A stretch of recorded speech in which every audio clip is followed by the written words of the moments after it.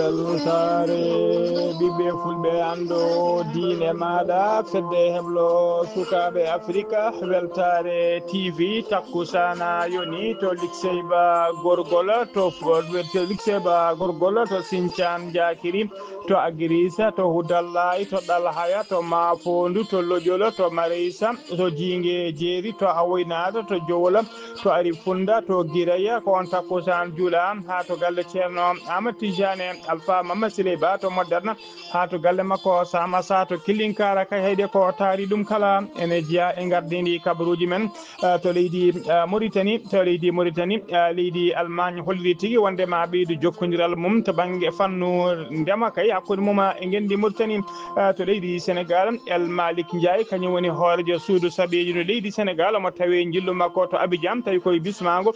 suudu saɓeji no leydi Côte d'Ivoire kanko woni koɗumen teddugal ko fati e udditgol mumen session parlementaire 2025 to leydi Mali FLA woni Front pour la libération des Azawad hewɓe mabɓe kay jebbilima joƴini pétalaji men e armumen kala gam yidde jaam hakkude mumen e fama kedde Afrique ma en jabbo musidɗo men Alassane Oumar Mbodj habaruji men joolam jaɓɓeri ma en kaale oɗo sesede fe woni dattingol fiyande hakkude Israël e Hamas bisimilla mone ketki hotodirte joni piren pacciren.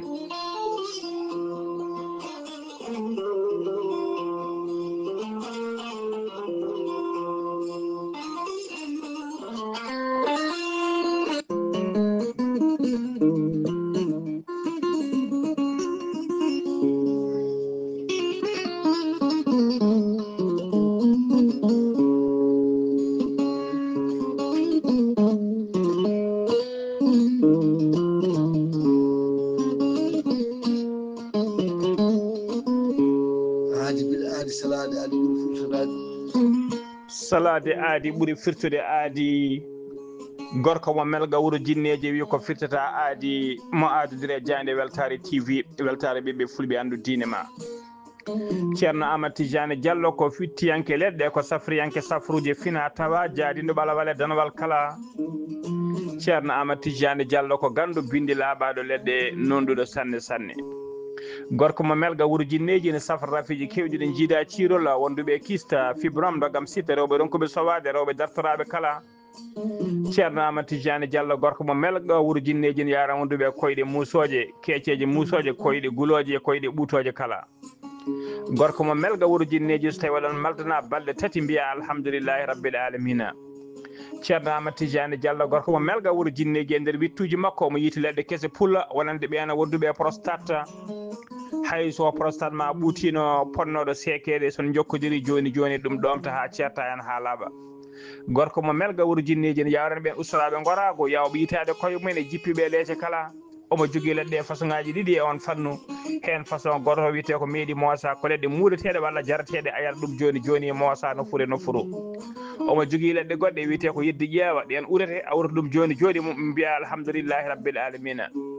gorko mo melga wuuro jinneji gam hoybitade tawateɓe lappol palol dande maayo ɓe Mauritanie e Sénégal mo jogui base makko to Dagana Mauritanie e to Rosso Mauritanie kala ɗen tawe ɗon sehil makko ene wiye ceerno Amadou Dia gorko mo leeraɓe mbatta ko 77 537 79 28 ceerno Amadou Tidiane Diallo gorko mo melga wuuro jinneji kañum tawate koto Paris lamorgo leydi France kala jiɗɗo jokkodirde e makko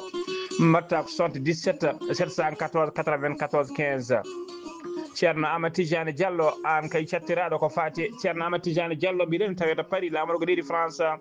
sa yiiɗi jokkodirde makko mbatta ko 00 336 04 04 66 27 an jiɗɗo hebde kayitaji jiɗɗo hebde embauche marsigaji men kippi weddaɓe korte wonduɓe dabruji jokkondire ceerno Amadou Tidiane Diallo joni mbiya alhamdulillah rabbil alamina. ceerno Amadou Tidiane Diallo mbiɗen base makko ne tawe to Dakar en tawe ɗon ceerno Abdoulaye Diallo on mbatta ko 77 714 94 15 ceerno Amadou Tidiane Diallo base mum tawe to Nouakchott en tawe ɗon ɓiyi ko en tawe to leegal biyetegal Samia galle on huccite usine plâtre numéro mum téléphone mbatta ko 46 94 21 91 ceerno Amadou Tidiane Diallo gorko mo melga wuuro jinneji ko labɗo reedu ko malaɗo huune ko newiɗo sanne sanne mbadden dando faade makko.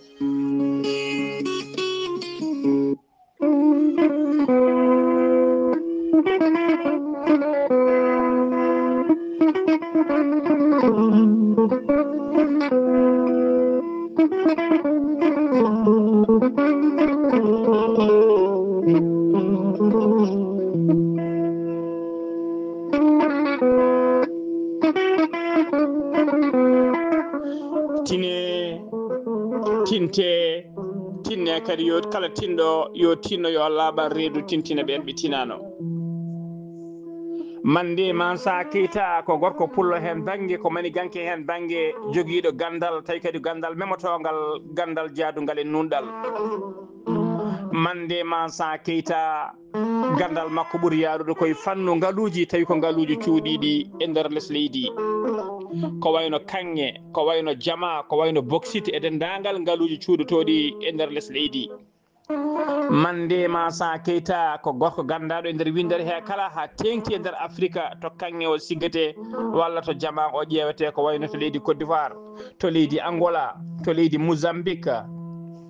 to leydi Zaire dendagal leyɗele to kanŋe o yiidete to bauxite ƴewete to or tawate mande Mansa Keita ko gandaɗo hen. mande Mansa Keita ko ɓuuri hawnade e gandal makko ko ɓuuri tengtinde yiide tengtinde nunɗal makko hay mbuway goto ala mo ñamanta mbuɗu mum. on kaldata o gollanoma ha jiira guite ma ha ɓerde ma ɓuuɓa ha keeɓa ko jiilotoɗa ko gaddanama ko kaldun ɗon o namdata komo avance o namdata komo hoore kuɗol. mande Mansa Keita ko joom gandal memotogal jaadugal e nunɗal tawateɗo ɗo saaha joni to wuuro men Ségou ene tawe nder leydi Mali. sa yiiɗi jokkodirde e mande Mansa Keita numéro makko ko goto ko on woni numéro makko appel kañum kadi woni numéro makko WhatsApp mbatta ko 00 223 ko indicatif leydi Mali mbaɗa 76 68 45 99 mande Mansa Keita ko nunɗuɗo joguiɗo gandal memotogal newiɗo sanne sanne mbadden dando faade e mande Mansa Keita.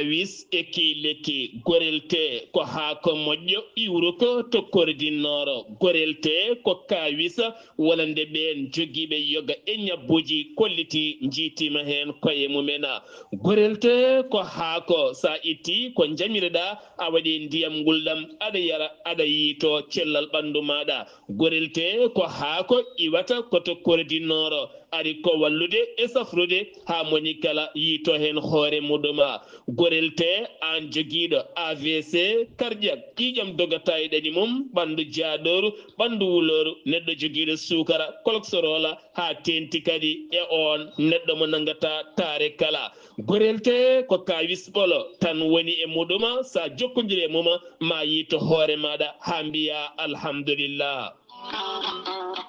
sa yiɗi jokkodirde e site gorelte beele mbawa janggande hoorema ko jangta e gorelte kala jahata koto Google tappa www.gorelte.com ma janggan hoorema kala an puƴiɗo donkuɗo yaade juma e jama jokkoyde enɗam gam ɓandu musoru jokkodire gorelte sa yiɗi jokkodirde e tonggode gorelte woto woɗɗu joni joni. so tawi gonɗa koto leydi Côte d'Ivoire jokkodirta koye Hamidou Ba 00 225 01 53 11 51 54 so tawi noon gonda koto kiidira e kotari ɗum kala jokkodirta koye galle ceerno Habous Diallo 77 554 75 54 so tawi noon gonda koto Dagana jokkodirta koye Mamadou Nassirou 77 942 11 12 so tawi noon gonda koto Diourbel jokkodirta koye Bulli Guisse walla mbiya Abdoullahi Guisse 78 690 03 03 37 so tawi noon gonda koto juude Guriki jokkodirta koye Gueddasi 77 267 16 66 so tawi noon gonda koto leydi France jokkodirta koye Harouna Ngayda 06 50 99 64 43 musidɓe tedduɓe gorelte e jeese men dañen hen jama. Kettude kaburuji mon e demgal pulaar Afrique, Asie, Europe, Amérique, Moyen-Orient, Océanie. Jam nyalle mon musidɓe tedduɓe eɗen gone dewo sappo e jeenayi lewru siiɗo hitande ujunnaji ɗiɗi e nogas joyi habruji mon e ɗemgal pular e sawte he ko musidɗo mon sehil mon Ghali Abouba to karallagal ha mbawon yiide en to banggue nate ɓosoje ko miñi men sehil men Saydou Abouba hono no mbiruɗen gardidi kabaruji men koto leydi Mauritanie puɗoɗen to leydi Mauritanie noon ko gaska luggal fewi walla mbiyana woydu to ɓen yiilotoɓe kanŋe gonno e nder nduɗon woydu kañum tigui mabbi e mumen ndera falde Chami noon en tawe tigui to rewo leydi Mauritanie tawi ko lawol faade Nouadhibou neɗɗo goto noon teskama wasi hen fittade mum waɗi kadi yimɓe ɗiɗo walɓe gañima hen barmi hen barmande musɓe no feewi ɗiɗo barmuɓe hen ɓe noon ko hoɓɓe ɓe jeeyaka e nder leydi ɓe ɗiɗo sortaɓe toon ene guuri ɓe noon mbiɗen koɓe malinaɓe ɓe gaddama to hôpital mo Nouakchott mayɗo o noon ko Mauritanie najo omo wiyeteno Bakara Moubarak o jibinna ko hitande 1953 to nokku biteɗo Doyra to nokku biteɗo Doyra barmo ɗiɗo ɓe mbiɗen ko malinaɓe gaddama hôpital mo Nouakchott tanaji baɗi noon teska tigui kewgol mum e nder leydi Mauritanie ha tengti noon e ɗina nokkuji to kanŋeji ɗi jiiɗete ha joni ko leydi Mauritanie keddoɗen lana Dioyaɓa woni 5e vol tawi ko adduka tourisme en Europe naɓe araɓe kaya wangade tule ceene ɗe leydi Mauritanie lana ka juurima to bowallaɗe diwoje ngal attara eka addi noon 120 jeenayo touriste ɓe ummori kamɓe kala noon ko toon to leydi France e mbadi saison touristique 2025 ɓe tawi noon représentant des aéroports mo leydi Mauritanie to attare ina ari jaɓɓademo on wiye Mohamed Mahmoud Wula Cheyban bismimaɓe kadi waɗi ɓe orienté kadi haaɓe mbawa wadde jillu mabɓe ngu hano hannit ni e nder gendi Mauritanie ha joni ko leydi Mauritanie keɗen forum international ko fati e ndenka ko fati kay e ndema e ko fati alimentation joɗima ñande aljuma ɓennuɗo to Berlin kañum woni lamorgo leydi Allemagne e nder forum o noon tawtorno ɗum MMA Wula Beybata ko ministre leydi Mauritanie kalfinare ko fati e ndema ko kañuma yano tigui yahande leydi Mauritanie o joddima toon noon e nanɗo makko mo leydi Allemagne o holliri tigui wondema laamu leydi Allemagne ina jogori kay ene jogui pellital kay e miijo moƴƴo kay yidde ɓeydude jokkodiral mumen ha banggue jokkodiral mum kay e hakkude mum e leydi Mauritanie to banggue ndema tigui beele kay ɗum wawa ɓeydade hano hannirta ni to banggue ndema kay beele e leyɗe liɗɗi mbawa jokkodirde to banggue ndema yidde ɗoftude leydi Allemagne ko yidde ɗoftude leydi Mauritanie ha wawa tigui ɓuura ƴellitade e fannu ndema hano hannirta ni o wi noon ma laamu leydi Allemagne ɓeydu mbiɗen ɗoftude e wallude mo leydi Mauritanie e fannu ndema ha leydi ndi ƴellito tigui ha no yiɗirni ha joni ko leydi Mauritanie keddoɗen leydi Chine ɓe noddi ambassadeur mabɓe kesso joɗantoɗo ɓe e nder leydi Mauritanie omo wiye Tang Junghung o holliri noon ma o daro kayno doole makko ponno beele kay mo wawa ɓeydude jokkodiral moƴƴal e gollodiral gongal hakkude leydi ɗe ɗiɗi woni hakkude leydi Mauritanie e leydi Chine ko kanko laati noon ambassadeur battowo sappo e jeeɗiɗo woni 17e ambassadeur tawi ko leydi Chine joɗanoɓe leydi Chine e nder Nouakchott lamorgo leydi Mauritanie tawi ho siftinde on noon kadi leydi Mauritanie e leydi Chine ene gollodo tigui to banggue diplomatique guila hitande 1995 e joyi o ardi koye général de brigade biteɗo Wankun on ko kañum woni attaché militaire kesso auprès de l'ambassade de Chine e nder leydi Mauritanie ɓe jubbini noon réception mo waɗanteɗo Allah woni hirande mawde no fewi ɓe jubbini ɗum tigui toon e nder Nouakchott tawi kadi fodde kene ɓuurate medde ɗiɗo neɗɗo mbawi tigui tawtorede oɗon réception to ambassade Chine to ene ɓe e nder ɓen noon en tawe hen biteɗo Mohamed Baba Wul Eli Mahmoud kañum woni directeur de protocole du ministère des affaires étrangères mo leydi Mauritanie wondude e général de division Mohamed Cheikh Wul Mohamed Limine ko directeur général de sécurité woni directeur général de sécurité nationale et officier ji kewɗi wondude yimɓe gouvernement hewɓe mbawi notitade e tawtorede oɗon réception ha joni ko leydi Mauritanie keddoɗen Nouakchott lamorgo gendi Mauritanie ma jobbo kay ma jabbo jonde nde ɓe mbiyata conférence africaine pour la promotion de la paix en 2025 jonde nde noon ko ñande talata no gasi go lewru janvier ha alkamisa no gasi tati lewru janvier joɗoto e nder Nouakchott jonde nde ɗon e nder jonde he kala jonde wande ni ɓe kewi suɓade kay ɓe cuɓo goto e hooreɓe leydi Afrique tawi koye leydi Afrique tigui goto men ne mbawi suuɓe ene kewi suuɓede tawi koye Afrique de l'Ouest cuuɓe noon so cuɓama dokke tigui jeenari cuuɓe tigui dokke jeenari e tawa kadi ko darde teskaɗo kay darde mum ko fati e paix woni tigui deere e jamno duumori e nder dongre Afrique e nder ndeɗo jonde noon ɓe tigui tigui mbiyen jonde nde noon ndeɗo jonde joɗotoɗe noon ñande talata nogasi goho ha nande nogasi tati noon waɗat tigui ko yesso tawa kadi ko suulo parrainage de monsieur le président Mohamed Cheikh Al Ghazouani kañum woni hoorejo gendi Mauritanie ko kañum kadi woni hoorejo fedde Union africaine ndiɗon jeenari noon kala nden jiɗon jeenari noon ɓe hita jiɗon jeenari noon sosa ko gila kay 2022 gila 2022 noon kala hitande eɓe jooɗo jonde mabɓe wooda kay e hoorejo leydi Afrique taw ko Afrique de l'Ouest wooda maɓe cuuɓi kay ɓe dokka ɗum ndiɗon jeenari tawi kadi ko teskaɗo darde mum no jaam e kisal duumori e nder dongre Afrique hitande hikka nde noon ɓe kolliri tigui wonde suuɓa kay 2025 wona tigui heɓata lauréat o ko biyeteɗo Alassane Dramani Ouattara kañum woni hoorejo gendi Côte d'Ivoire o settanama noon darde makko kay yiddemo jamno duumori e nder Afrique de l'Ouest e jindi darde makko kadi mantinide e daral darde makko e golle makko mantinide kay e nder cetal bitegal CEDEAO hemno jeenari ndi noon hitande rawande woni 2024 ko biteɗo Adama Barrow kañum woni hoorejo leydi Gambie 2023 hemno ɗum ko biteɗo Mouhamadou Buhari kañum wonno hoorejo leydi Nigéria so tawi ko 2022 ko biteɗo Mohamed Bazoum kañumne kañum ardino leydi Niger gouvernement Mauritanie noon ina waɗi kay collaboration gouvernement Mauritanie tawi ne waddi collaboration e forum Abu Dhabi pour la paix ko kañum en juɓɓinta oɗon conférence hitande hikka nde nder Nouakchott lamor ko gendi Mauritanie ha joni ko leydi Mauritanie keddoɗen yoga e leyɗe tawteɗe nder Nouakchott teskama tigui kañumen kala wonde dabbune haɗani tawe ɗom ka mawko no fewi saabu kay robinaji mabɓe teskama tigui oɗo saaha joni robinaji kewɗi gaddata ndiyam teskama kadi yoga e nokkuji korɓegaji men koko kuppi sabu ceergola facteur aji courant ha tenti noon e legal bitegal tujinin e nder Nouakchott teskima noon ko robinaji kewɗi oɗo saaha joni koko kuppa ɗum saabima facteur aji ndiyam ɗam ene wayno ɓeydima no fewi ɗum saabi noon e oɗo saaha yoga ene tawe e ka ɗon ɗom ka ha joni ko mima ha joni sono mima to leydi Mauritanie koto leydi Sénégal paɗen El Malick Ndiaye kañum woni hoorejo suudu sarɗeji ndu gendi Sénégal omo tawe jillu makko to Abidjan lamorgo leydi Côte d'Ivoire guila aseda hanki o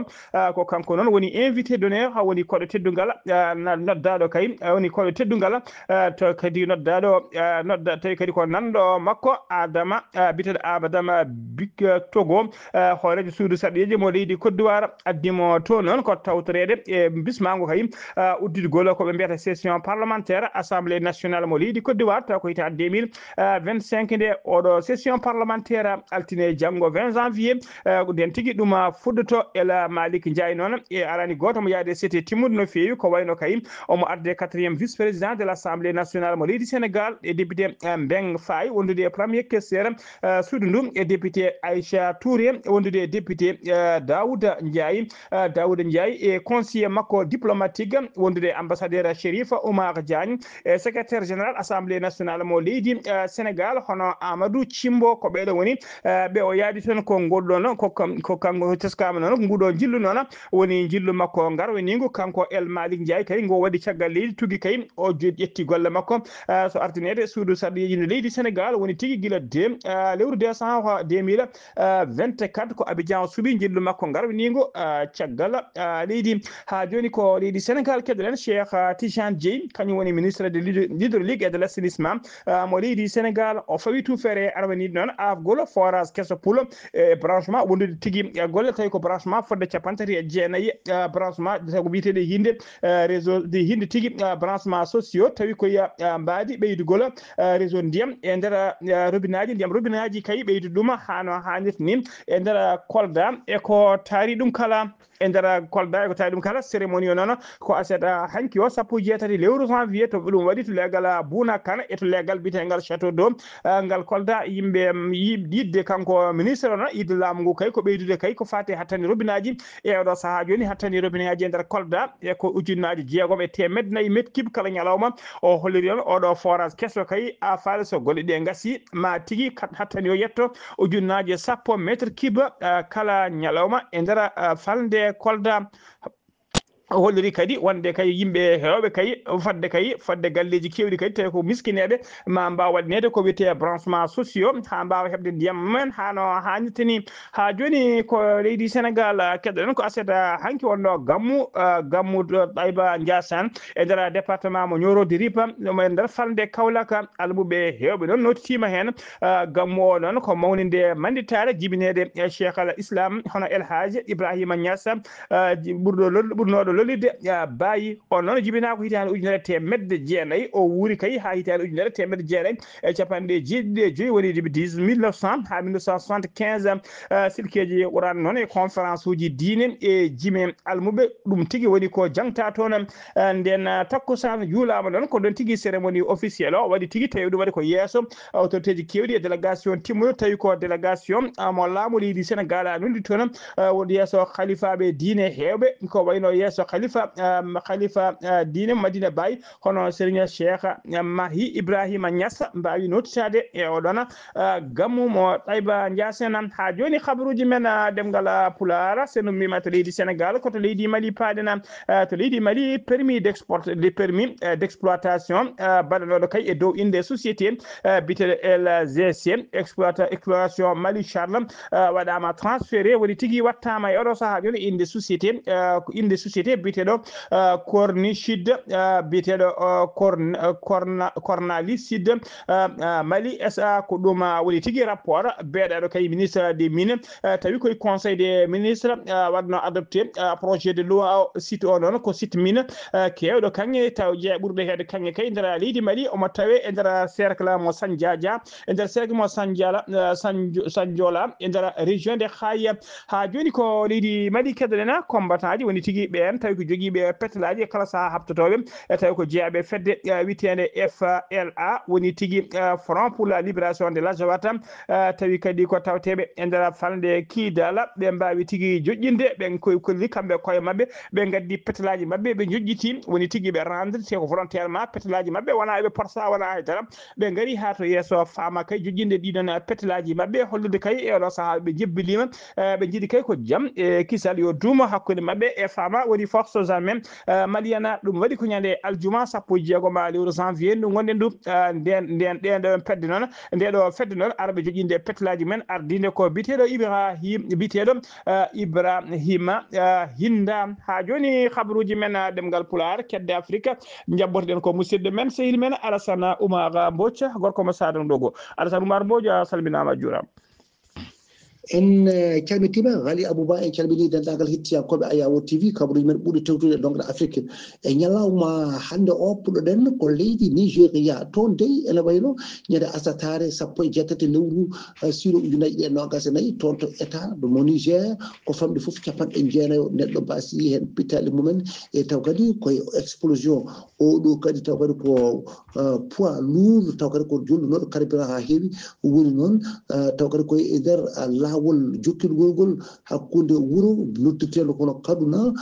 kadi faade e capital taw ko fédéral mo Abuja ɗum ne oɗo habaru de ko faati koy ko explosion no mbiruɗen ni taw kadi ko accident camion goto citerne waɗnon ɗum noon e yimɓeɓe kadi heewɓe mbasi hen pittali mumen Kenya towde Kenya wawi kono bayyide ñande asatare 17 lewru ndum gonɗen ɗum wawde kay nendude taw kadi ko cote ko contingé woni taw kadi ko fodde 117 taw kadi ko ɓen taw kadi ko so policier yi mata kay ma mbaw kay yaade mission mumen mo waɗat toon to jogade toon taw ko sécurité leydi Haïti ɗum noon ma mbaw kay wawde wallude ɓeɗon taw kadi ko gueɗe kamtude batta toon e nder leydi ndi toon Libéria ɗo de ma wonde kay yimɓe hewɓe no feewi e mbawi kay hono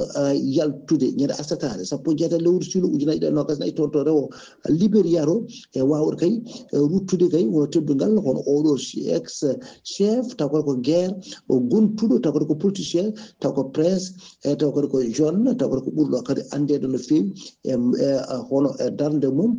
toon taw kadi ko caggal kay nde guerre hakkude Libéria o wanno toon guila ujunere e temedde jeeɗiɗi e capanɗe jeetati e jeenayyi ha ujunnaje ɗiɗi e tati ko on tigui ɓen kanko biyeteɗo hono prince Johnson ene wayno kadi cankiɗum guila nogas e jeetati lewru novembre ujunnaje ɗiɗi e nogas e nayyi ko taw o yaari koye duuɓi capanɗe jeeɗiɗi e ɗiɗi Soudan toon de ko chef mo armée o général Abdel Fattah al Burhan kanko de o gayni woni jillu makko ngu yilluno to banggue Afrique banggue taw kadi ko hirnangue ɗum noon taw kadi ko wawi kadi ko yaade ende o gasdi toon taw o yeehi toon to Mali Guinée Conakry Sierra Leone hani Sénégal e Mauritanie o watta wono jillu makko ɗum noon ko gollugol lawol makko no gaɗanol e yaade e nde ɗo dongre wono Afrique caggal kay e guerre mabɓe civil hakkude mabɓe e armée taw kadi ko régulier o wonde e para militaire en Égypte waɗi kay bayyinde wondema won ɓuuri ujunere e temedde jeetati capanɗe jeenayyi taw ko président Palestine najo ma waw kadi kono ɓoppitede to Israël woppo ɗum woni ko taw kadi ko lawol kadi gadanol ɗum noon e caggal kay karele mabɓe ɗi gati haɗade Ghali Abouba ko ɗum no tongguɗen e dongre Afrique e ñalawma hande o taw wonno koye dande musidɗo moon Alassane Oumar Mbodji gorko Massandogu ngam weltare Hemo TV. Alassane Oumar Mbodji golle ma jooɗi peewi ko an uddi kabaruji men e nder dongre Afrique takkusan juulama ha to galle ceerno Abdourahmane Dia PK wiide ha to galle makko Darila Barka ko on takkusan juula ha to galle ceerno Yaya Bato Richard Toll ha to galle ceerno Hamdou Rabbi Ndiaye mo Madina Ndiaye ɓe ko taari ɗum kala kabaruji men joolam jaɓeri ko trêve woni cessez-le-feu hakkude Israël e Hamas ko aseta ko alata hande o fuɗɗi kay cessez-le-feu hakkude Israël hakkude mum e Hamas ɗum noon fuɗɗi kay ñalawma hande o ko sanga 9h 15 minutes taw ko waktu Fouta e Kumbaru ɗum fonno foɗɗade ko 6h30 minutes kono teskama tigui ɗum tardi seeɗa tawi kadi tardugol ngol ummori koto banggue Hamas saabu ko Hamas leeli ɓayyinde kay leeli tottude inde koninkoɓe leydi Israël ko fati otage uji tati fodɓe idade woppitede alata hande o haɗani noon camion ngaji kewɗi tawi ko dimɗude aide humanitaire ummiɗi caggal leydi kay mbawi nadde bande de Gaza hano hannirta ni tawi hen camion ngaji ɗi gaddi guura ene gaddi guura naati e nder Gaza e nder waktuji seeɗa tan ɗi waktuji seeɗa tan ɗi Hamas tardi ɓayyinde doggol tawi ko doggol kay otage uji fodɓe woppitede hande Israël profiti e nder hen waɗi redde mum woni bombardement mum ɓe mbari yimɓe hewɓe no feewi e nder bande Gaza ñalawma hande o mbiɗen temedere capanɗe